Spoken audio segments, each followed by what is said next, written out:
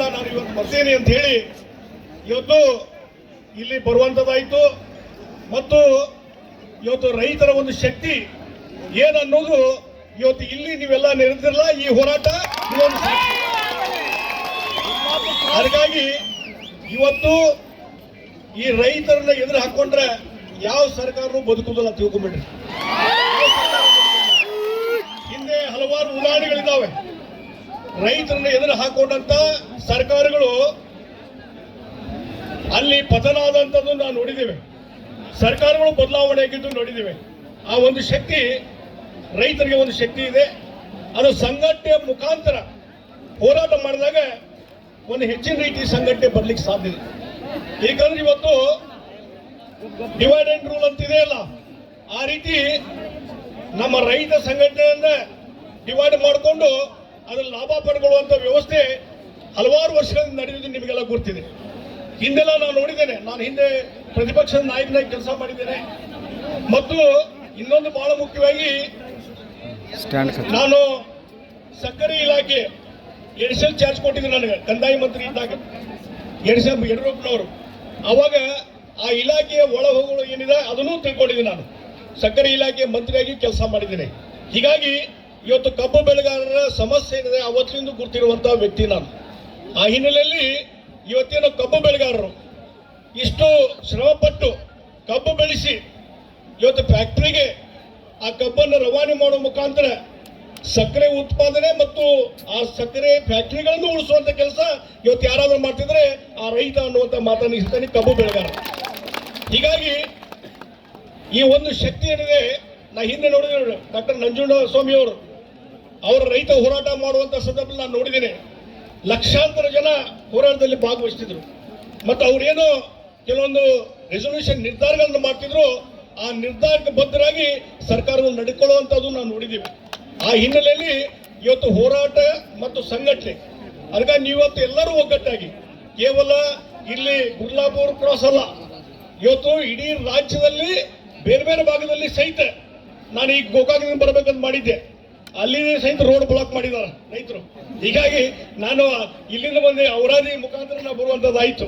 ಅದಕ್ಕಾಗಿ ಈ ರೀತಿ ಬಾಗಲಕೋಟೆ ಇರ್ಬೋದು, ಬಿಜಾಪುರ ಇರ್ಬೋದು, ಅಥವಾ ಬೀದರ್ ಇರ್ಬೋದು, ಗುಲ್ಬರ್ಗ ಇರ್ಬೋದು, ಅಥವಾ ಮಂಡ್ಯ ಕಡೆ ಇರ್ಬೋದು, ಎಲ್ಲೆಲ್ಲಿ ಇವತ್ತು ನಮ್ಮ ಕಬ್ಬು ಬೆಳೆಗಾರಿದ್ದಾರೆ ಎಲ್ಲ ಕಡೆ ಒಂದು ದೃಢ ನಿರ್ಧಾರ ಮಾಡಿದ್ರಲ್ಲ, ಇದು ಬಹಳ ಮಹತ್ವದ್ದು. ಎಲ್ಲ ಕಡೆ ಒಗ್ಗಟ್ಟಿಂದ, ಯಾಕಂದ್ರೆ ಇಲ್ಲೊಂದು ರೀತಿ ಒಂದ್ ಕಡೆ ನಿರ್ಧಾರ, ಮತ್ತೊಂದು ಕಡೆ ನಿರ್ಧಾರ, ಅಲ್ಲೊಂದು ರೀತಿ ಹೋರಾಟ, ಇದು ಆಗಲಾರ್ದೇ ಎಲ್ಲರೂ ಸಹಿತ ಇವರು ಒಗ್ಗಟ್ಟಾಗಿ ಕೆಲಸ ಮಾಡ್ತಾರಲ್ಲ, ಇದು ಬಹಳ ಇಂಪಾರ್ಟೆಂಟ್ ಅನ್ನುವಂಥದ್ದು. ಮತ್ತೆ ಇನ್ನೊಂದು ಬಹಳ ಮುಖ್ಯವಾಗಿ ಇವತ್ತು ಯಾಕೋ ಏನು ನಾನು ಗುರ್ತಾಗ್ತಾ ಇಲ್ಲ, ಈ ಇಲೆಕ್ಟ್ರಾನ್ ಎಲ್ಲರೂ ಒಂದು ಸಣ್ಣ ಪುಟ್ಟ ಗದ್ದಲಾದ್ರೆ, ಸಣ್ಣ ಪುಟ್ಟ ಒಂದು ಸಭೆ ಆದ್ರೆ ಇಲೆಕ್ಟ್ರಾನಿಕ್ ಮಾಧ್ಯಮದಲ್ಲಿ ದೊಡ್ಡ ಸುದ್ದಿ ಆಗ್ತದೆ. ಇಲೆಕ್ಟ್ರಾನಿಕ್ ಮಾಧ್ಯಮದಲ್ಲಿ ದೊಡ್ಡ ಸುದ್ದಿ ಆಗ್ತದೆ. ನಾವು ಯೂಟ್ಯೂಬ್ದವ್ರು ಅದರಲ್ಲ, ಇವರೇ ಸುದ್ದಿ ಮಾಡಾಕತ್ತಾರೆ ಯೂಟ್ಯೂಬ್ದವ್ರು. ಅದಕ್ಕೆ ಪ್ರಿಂಟ್ ಮೀಡಿಯಾದ ನಾನು ನೋಡಾಕತ್ತೀನಿ. ಪ್ರಿಂಟ್ ಮೀಡಿಯಾದಾಗೂ ನೋಡತ್ತಿದ್ದೆ ನಾನು. ಎಲ್ಲೇ ಒಂದು ಕಡೆ ಕಂಡಕ್ಟರ್ಗೆ 4 ಮಂದಿ ಬಡದಾಟ ಆದ್ರೆ ನಮ್ಮ ಇದ್ರ ಹತ್ರ ಯಾವ್ದೋ ನಮ್ಮ ಸಾಂಬ್ರಾ ಹತ್ರ ಅದು ದಿಲ್ಲಿ ನ್ಯೂಸ್ ಪೇಪರ್ ಆಗಿ ಬಂದಿತ್ತು, 4-5 ಮಂದಿ ಬಡದಾಟ. ಆದ್ರೆ ಇವತ್ತು ಲಕ್ಷಾಂತರ ಜನ ಇಲ್ಲಿ ಸೇರಿ ತಮ್ಮ ಹಕ್ಕಿನ ಸಲುವಾಗಿ ಹೋರಾಟ ಮಾಡುವಂತ ಈ ಸುದ್ದಿಗಳು ಇವತ್ತು ಬೆಳಗಾವಿನೂ ದಾಟೋದಿಲ್ಲ, ಹುಬ್ಳಿ ದಾಟೋದಿರ್ಬೋದು, ಬೆಂಗಳೂರು ಇಲ್ಲ, ಎಲ್ಲ ಕಡೆ ಇಲ್ಲ. ನಾನು ನೋಡ್ತೀನಿ ಬೆಳಗಿಂದ ಒಂದೆರಡು ಇವತ್ತು ಇಂಗ್ಲಿಷ್ ಪತ್ರಿಕೆಯಲ್ಲಿ ಬಂದದ ನಿನ್ನೆ ಮೊನ್ನೆ, ಆದ್ರೆ ಕನ್ನಡ ಪತ್ರಿಕೆಯಲ್ಲಿ ಬರಲಿಲ್ಲ. ಅದಕ್ಕಾಗಿ ನಾವೊಂದು ಹೇಳ್ತೀನಿ ಮಾಧ್ಯಮದವರಿಗೆ, ಇವತ್ತು ರೈತರ ಶಕ್ತಿ ಏನನ್ನೋದು ಇವತ್ತು ಜನರಿಗೆ ಸರ್ಕಾರಕ್ಕೆ ಮುಟ್ಟಿಸುವಂತ ಕೆಲಸ ಇವತ್ತು ಯಾರು ಮಾಡಬೇಕು? ಮಾಧ್ಯಮದವ್ರು ಮಾಡಬೇಕು. ಆ ಕೆಲಸವನ್ನು ಮಾಡಿ ಅನ್ನುವಂಥದ್ದನ್ನ ಒತ್ತಾಯವನ್ನು ನಾನು ಮಾಡ್ತೀನಿ. ಇಲ್ಲಿದ್ರೆ ಏನಾಗ್ತದೆ, ಇವತ್ತಿನ ಇದು ಸುದ್ದಿ ಮತ್ತೆ ನಮ್ಮ ರಾಜ್ಯದ ಇಂಟೆಲಿಜೆನ್ಸ್ ಏನ್ ಮಾಡೋದು ಗೊತ್ತಿಲ್ಲ, ನಮ್ಮ ಕೇಂದ್ರ ಸರ್ಕಾರದ ಇಂಟೆಲಿಜೆನ್ಸ್ ಏನು ಗೊತ್ತಿಲ್ಲ. ಇಲ್ಲಿಂದ ಸುದ್ದಿ ಹೋಗ್ಬೇಕಲ್ಲ. ಯಾಕೆ ನಾನು ಮುಖ್ಯಮಂತ್ರಿ ಇದ್ದಾಗ ನೋಡ್ತಿದ್ದೆ, ಬೆಳಗ್ಗೆ ನನಗೆ ನಮ್ಗೆ IPS ಆಫೀಸರು ಯಾರು ಇಂಟೆಲಿಜೆನ್ಸ್ ಹೆಡ್ ಇರ್ತಲ್ಲ ಅವ್ರು ಬಂದು ಹೇಳ್ತಾರೆ, ಇಲ್ಲಿ ಸ್ಟ್ರೈಕ್ ನಡೆದ, ಇಲ್ಲಿ ನಡೆದ ಹೋರಾಟ, ಅವ್ರಿಗೇನು ಹೇಳಬೇಕು ಏನಂತ ಮುಖ್ಯಮಂತ್ರಿಗಳಿಂದ ಇನ್ಸ್ಟ್ರಕ್ಷನ್ ತಗೋತಿದ್ವಿ. ಹಾಗಾದ್ರೆ ಇವತ್ತು ಯಾರೋ ಇನ್ಸ್ಟ್ರಕ್ಷನ್ ಕೊಡೋರು ಇಲ್ಲ ಅನ್ನೋದು. ಇಷ್ಟು ಲಕ್ಷಾಂತರ ಜನ ಇವತ್ತು ಇಲ್ಲಿ ಬೀದಿಗೆ ಬಿದ್ದು ಹೋರಾಟ ಮಾಡಾಕತ್ತಾರ. ಒಂದಾದ್ರೂ ಮೆಸೇಜ್ ಈಗ ಜಿಲ್ಲಾಧಿಕಾರಿಗೆ ಬಂದಿದ್ದಾರೆ, ಒಪ್ಕೋದಿಲ್ಲ. ಅವ್ರ ಡ್ಯೂಟಿ ಪಾಪ ಜಿಲ್ಲಾಧಿಕಾರಿ ಒಳ್ಳೆ ರೀತಿ ಪ್ರಾಮಾಣಿಕ ಕೆಲಸ ಮಾಡ್ತಾನೆ, ನನಗೂ ಗೊತ್ತಿದೆ ಅದು. ಜಿಲ್ಲಾಧಿಕಾರಿ ಇಲ್ಲಿ ಬೆಳಗಾವಿ ಜಿಲ್ಲಾಧಿಕಾರಿ ತಮ್ಮ ಹಾನೆಸ್ಟ್ ಆಗಿ ಏನು ಆದರೂ ಅವ್ರದ್ದು ಒಂದು ಇತಿಮಿತಿ ಇದೆ, ಆ ಇತಿಮಿತಿ ದಾಟಿ ಹೋಗ್ಲಿಕ್ಕೆ ಆಗುದಿಲ್ಲ. ಆದ್ರೆ ಇದನ್ನು ಯಾವ ಜವಾಬ್ದಾರಿ ತಗೋಬೇಕು? ಇಲ್ಲಿದ್ದಂಥ ಉಸ್ತುವಾರಿ ಮಂತ್ರಿಗಳಿರ್ಬೋದು, ಆಮೇಲೆ ಸಂಬಂಧಪಟ್ಟಂತ ಇಲಾಖೆಯ ಮಂತ್ರಿ ಇರ್ಬೋದು, ಮುಖ್ಯಮಂತ್ರಿ ಇರ್ಬೋದು, ಇದು ಜವಾಬ್ದಾರಿ ತಗೋಬೇಕಲ್ಲ. ಈ ಒಳಗಾಗಿ ಮೆಸೇಜ್ ತಗೊಂಡು ನಿಮ್ ಕೂಡ ಚರ್ಚೆ ಚಾಲು ಮಾಡ್ಬೇಕಾಯ್ತಲ್ಲ.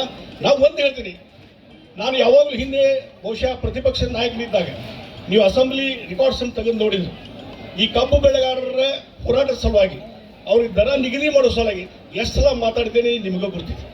ಅದನ್ನ ಹೇಳಕ್ ಹೋಗುದಿಲ್ಲ, ಬಹಳಷ್ಟು ಸಲ ಚರ್ಚೆ ಮಾಡಿದ್ದೇನೆ, ಒಂದು ಇತ್ಯರ್ಥ ತಗೊಂಡ್ಬಂದಿದ್ದೇನೆ. ಅಷ್ಟೇ ಅಲ್ಲ, ಸಕ್ಕರೆ ಮಂತ್ರಿ ಇದ್ದಾಗ ಒಂದು ಈ ರೀತಿ ನೀವು ದರ ನಿಗದಿ ಮಾಡಿ ಅಂತ ಹೋರಾಟ ನಿಂತಿದ್ರಿ, ಬೀದಿಗಳಿದ್ರಿ. ಆ ಸಂದರ್ಭದಲ್ಲಿ ನಾನು ಏನು ಮಾಡ್ತಿದ್ದೆ, ಸಕ್ಕರೆ ಮಂತ್ರಿ ಇದ್ದಾಗ ರೈತ ನಾಯಕರನ್ನು ಕರೆಸಿದೆ, ಈ ಭಾಗದ ಉತ್ತರ ಕರ್ನಾಟಕದವ್ರನ್ನು, ಮಂಡ್ಯ ಭಾಗದ ರೈತ ಮುಖಂಡರನ್ನು ಕರೆಸ್ತಿದ್ದೆ, ಒಂದು ಮೀಟಿಂಗ್ ಮಾಡ್ತಿದ್ದೆ. ಅವರ ಏನಿದೆ ಅಹವಾಲು, ಅವ್ರ ಸಮಸ್ಯೆ ಏನಿದಾವೆ, ಅವ್ರ ದರ ಎಷ್ಟಾಗಬೇಕು ಅನ್ನೋಂಥದ್ದು ಕೇಳ್ಕೊಂಡು ನಂತರ ಆ ಫ್ಯಾಕ್ಟ್ರಿ ಮಾಲಕರನ್ನು ಕರೆಸ್ತಿದ್ದೆ, ಅವ್ರನ್ನೂ ಕರೆಸಿ ಅವ್ರ ಹೇಳಿಕೆಗಳನ್ನು ತೆಗೆದುಕೊಂಡು ಆಮೇಲೆ ಮುಂದೆ ಇಬ್ಬರನ್ನು ಕುಂದಿರಿಸಿ ಸಾಕಷ್ಟು ಸಲ ಚರ್ಚೆ ಮಾಡಿದ್ವಿ. ಪ್ರತಿ ವರ್ಷ ಚರ್ಚೆ ಮಾಡಿದ್ವಿ, ಪ್ರತಿ ಸೀಸನ್ದಾಗ ಚರ್ಚೆ ಮಾಡಿದ್ದೀನಿ. ಮಾಡಿ ಇಬ್ಬರಿಗೆ ಒಪ್ಪಿಗೆ ಆಗುವಂತ ಒಂದು ದರವನ್ನು, ಇವಾಗ ಸರ್ಕಾರಿ ದಾಖಲೆ ತೆಗೆದು ನೋಡ್ರಿ, ಒಂದು ದರವನ್ನು ನಿಗದಿ ಮಾಡಿ ನಾನೇ ಡಿಕ್ಲೇರ್ ಮಾಡಿದ ಮೇಲೆ ಅದನ್ನ ಇಬ್ಬರು ಒಪ್ಪಿಕೊಂಡಿದ್ದು ಆ ಸಂದರ್ಭದಲ್ಲಿ ಆಗಿದೆ ಅನ್ನುವಂಥ ಮಾತನ್ನು ಈ ಸಂದರ್ಭ ಹೇಳ್ತೀನಿ. ಇದರ ಜೊತೆಗೆ ಇನ್ನೊಂದು ಅವ್ರದ್ದು ರೈತರ ಬೇಡಿಕೆ ಇತ್ತು, ಏನಂದ್ರೆ ಒಂದು ರಾಜ್ಯದವ್ರು ಏನು ಮಾಡ್ತಿದ್ರು, ನಮ್ಗೆ ದರ ನಿಗದಿ ಮಾಡ್ಲಿಕ್ಕೆ ಹಕ್ಕಿಲ್ರಿ, ಆಮೇಲೆ ಫ್ಯಾಕ್ಟ್ರಿಗಳನ್ನ ಕರೆಸಿ ಮಾತಾಡ್ಲಿಕ್ಕೆ ಹಕ್ಕಿಲ್ಲ ಅಂತೇಳಿ. ಅದಕ್ಕಾಗಿ ನಾನು ಮುಖ್ಯಮಂತ್ರಿ ಇದ್ದಾಗ ಒಂದು ಕಾನೂನು ಮಾಡಿದೆ, SAP ಕಾನೂನು. SAP ಕಾನೂನು ಮಾಡಿದ್ರಿಂದ ಇವತ್ತು ಕೇಂದ್ರ ಸರ್ಕಾರಕ್ಕೆ ಯಾವ ರೀತಿ ದರ ನಿಗದಿ ಮತ್ತೊಂದು ಇದೆ ಅಧಿಕಾರ, ಅದೇ ರೀತಿ ಒಂದು ರಾಜ್ಯ ಸರ್ಕಾರಕ್ಕೂ ಅದೇ ಅಧಿಕಾರ ಇದೆ. ಕಾನೂನು ಮಾಡಿದ್ದೀನಿ ನಾನು, ಆದ್ರೆ ಅದನ್ನು ಉಪಯೋಗ ತೆಗೆದುಕೊಳ್ಳುವಂತ ಕೆಲಸ ರಾಜ್ಯ ಸರ್ಕಾರದಿಂದ ಆಗ್ತಾ ಇದೆ. ಅದಕ್ಕಾಗಿ ಇದನ್ನು ಕರೆದು ಮಾತಾಡುವಂಥದ್ದು, ಸಕ್ಕರೆ ಮಂತ್ರಿಗಳು ಕರೆದು ಮಾತಾಡುವಂಥದ್ದು, ಮುಖ್ಯಮಂತ್ರಿ ಕರೆದು, ಮತ್ತು ಮುಖ್ಯಮಂತ್ರಿ ಇದ್ದಾಗ ಇದೇ ರೀತಿ ಮುಖಂಡರನ್ನು ಕರೆದು, ಫ್ಯಾಕ್ಟರಿ ಮಾಲಕರನ್ನು ಕರೆದು ಇಬ್ಬರು ಸಂಭಾಳಿಸಿ ಒಂದು ದರ ನಿಗದಿ ಮಾಡುವಂತ ಕೆಲಸ ಮುಖ್ಯಮಂತ್ರಿ ಇದ್ದಾಗೂ ಮಾಡಿದ್ದೀನಿ, ತಿಳ್ಕೊಂಡ್ಬಿಟ್ಟು. ಹೀಗಾಗಿ ಈ ರೀತಿಯಾದಂಥ ಅವಕಾಶ ಇದ್ದಾಗ ಇವತ್ತು ತಾವೇನು ಹಲವಾರು ವಿಚಾರಗಳನ್ನು ಹೇಳಿದ್ರಿ, ಪೂರ್ತಿ ಇವತ್ತೇನು 3,500 ದರ ನಿಗದಿ ಮಾಡ್ಬೇಕಂತ ಹೇಳಿದ್ರೆ ನಿಮ್ಮ ಬೇಡಿಕೆ ನ್ಯಾಯಯುತವಾದಂಥ ಬೇಡಿಕೆ ಇದೆ, ನ್ಯಾಯಯುತವಾದಂಥ ಬೇಡಿಕೆ ಇದೆ. ಈ ದರವನ್ನು ಫ್ಯಾಕ್ಟರಿ ಕೊಡಲೇಬೇಕು ಅನ್ನೋಂಥ ಒತ್ತಾಯವನ್ನು ಮಾಡ್ತೀನಿ. ಮತ್ತು ಇದ್ರ ಬಗ್ಗೆ ಈಗಾಗಲೇ ಕೆಲವ್ರ ಜೊತೆ ಮಾತಾಡಿದ್ದೀನಿ, ನೀವು ಹೇಳ್ದಂಗೆ. ಅದು ನೀವು ಹೇಳ್ದಾಗೆ ಇನ್ನೂ ಕೆಲವ್ರ ಜೊತೆ ಮಾತಾಡ್ತೀನಿ.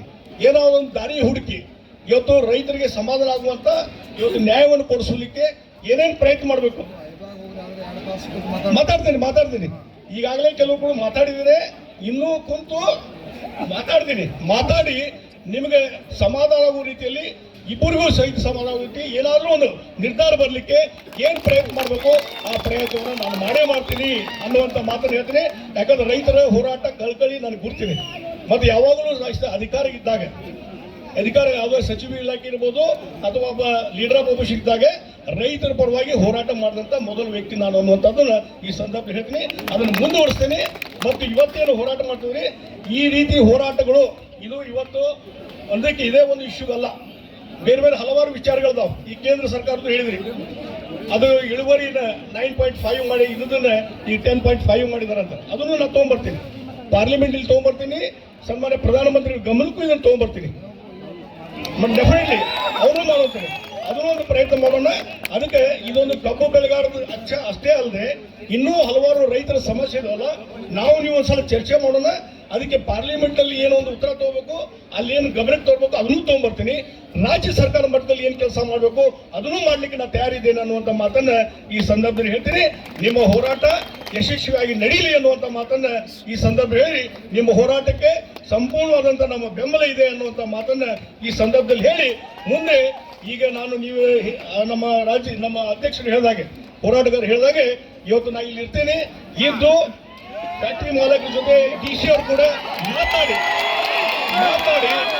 ಅದಕ್ಕೇನಾದ್ರು ಇತ್ಯರ್ಥ ಆಗುವ ರೀತಿಯಲ್ಲಿ ನಾನು ಪ್ರಯತ್ನ ಮಾಡ್ತೀನಿ.